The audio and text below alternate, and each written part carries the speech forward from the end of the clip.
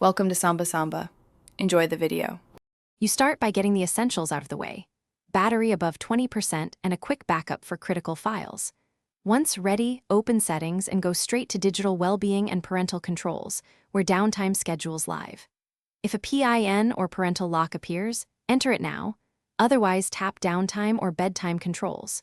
You do this because removing the schedule is the only thing that stops automated app blocks, so act now and don't navigate away. Once in Downtime Options, toggle the active schedule off or delete the unwanted time ranges. This immediately restores access.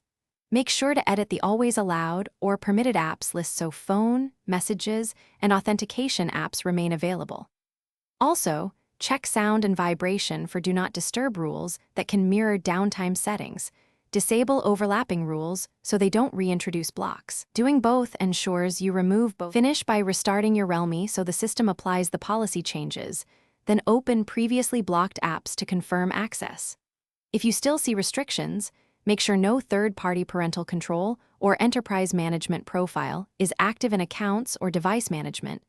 Uninstall or disable them.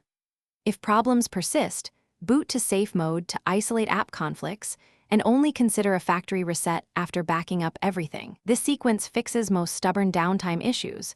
Try safe mode before reset.